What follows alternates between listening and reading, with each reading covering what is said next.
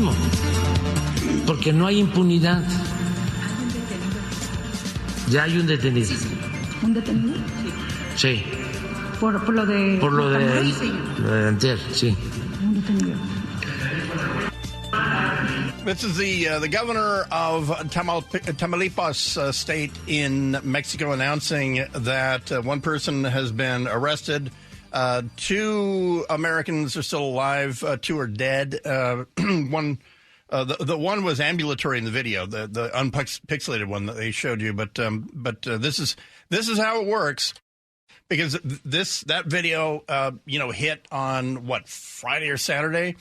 Played all weekend, played yesterday. And so by this morning, you have U.S. congressmen saying that the United States, and Lindsey Graham, was it last night, was saying that he's prepping, because these are 4 kidnapped Americans, 2 dead, 2 alive now, from South Carolina. And he's talking about writing legislation that would authorize U.S. military to go directly after drug cartels. The whole thing, one congressman, a Special Forces veteran, calling for extreme prejudice.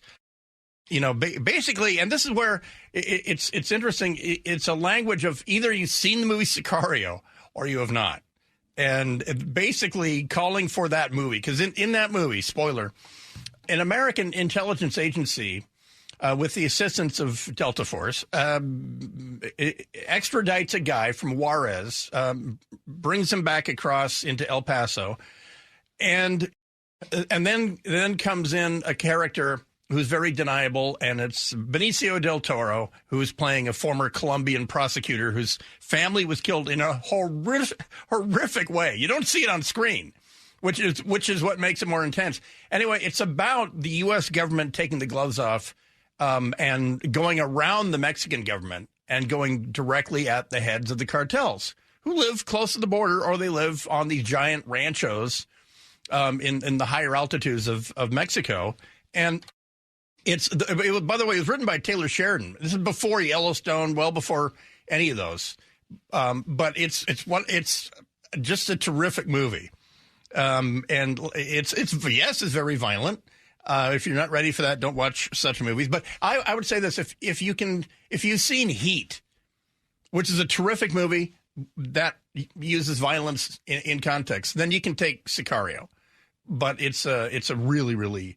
And it's no surprise to me that the Mexican authorities and Mexican government officials are rushing out in front of the media to talk about this thing, because this is terrible press for their country. And they know that they rely on American tourism and dollars to keep that country afloat in so many ways. And they know that we just extradited their former 20-year head of counter drugs. Mm-hmm, oops. Mm-hmm. But, I mean, bad PR like this could send your country into a tailspin, potentially. So this is just awful for them. Yeah. And then this is where, an hour ago, I was spelling out for you the scenarios where the cartels negotiate with their own paid employees, the Mexican government. And when something like that happens, and I want to say like about 2 years ago or a year ago, an American was killed in Mexico, or it was that Mormon colony in Mexico. If the cartel has any hand in it, what they will typically do is wrap the crime up with a bow, with the bodies or whatever, and then kick out a low-level guy, and that will be his loyalty. That, okay, you do this. So in this case, the Gulf cartel loaded up, one American who was ambulatory, and 3 that looked frankly limp and dead, but probably two were, and one was barely alive, and took them off to a safe house or whatever. And when their bosses found out that those were not Haitian drug smugglers, those were regular Americans from South Carolina, then their way out of that, either they get more American congressmen to pressure Mexico into allowing special mission unit from the U.S. Army or Fight Club to do stuff like that, because Americans, we get angry when our citizens are killed by druggies. That is when they do it with bullets. Apparently, 100,000 is our bar for fentanyl.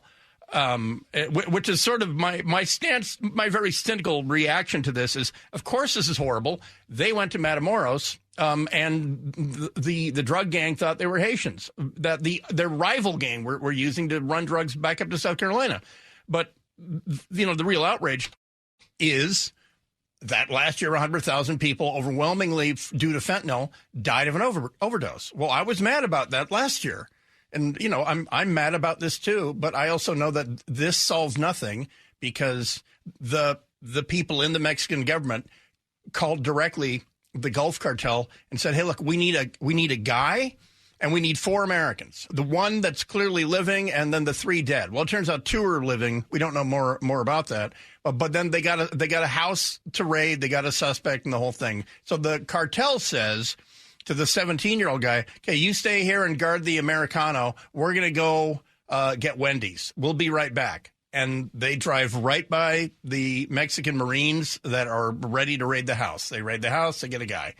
So anyway, so that's a developing story and breaking news and the whole thing. But like I say, if I sound like I have a thick, cynical scar tissue, it's simply because I dealt with this in L.A. County, and then you're dealing with it when you read a number like 100,000. Okay, and when you're and how about Tacoma? Where is it? Tacoma police sees 16 pounds of fentanyl, and it was an accident.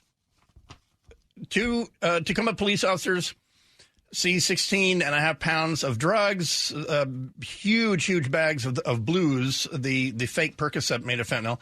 After responding to a call for a shooting, but instead of a victim, found drug paraphernalia and illicit substances. So this is South 11 near the intersection of South Union, and this is yesterday at 3:45 in the morning.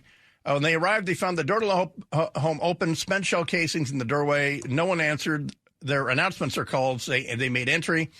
Several people inside, all uninjured. Police saw drug paraphernalia, and a search warrant was issued, and then a whole bunch of stuff, and everything from Ritalin to LSD, and then over a pound of fentanyl. 5 pounds of marijuana almost seems quaint at this point. It must be for personal use to calm down. But so anyway, you see this. This is no boating accident. This isn't local Tacoma teenagers doing this. This is organized. This is cartel stuff. The same people that just lit into this car on Friday, hitting it because they thought it was Haitian drug smugglers, are the same ones that had a safe house in Tacoma. Luckily, it's probably the only one. But and he said cynically, and you should read through that. But so it's not being taken seriously by our federal government, or else, yes, there would be what the Mexicans really fear would be a tighter border, which raises their overhead. It raises the cartel's overhead. So then what do they do? How do they respond to a tighter border? They make it up here. They're already doing industrial grows in Southern Oregon. They're doing it all through the Shasta area. They're stealing water in Southern California so that they can grow. It looks like a giant industrial cherry tomato grow. And that's the clapback on a tighter border is that they just move up here and do it. But anyway, I'm still for tighter border and then maybe enforce a law in this country. That's a great combo.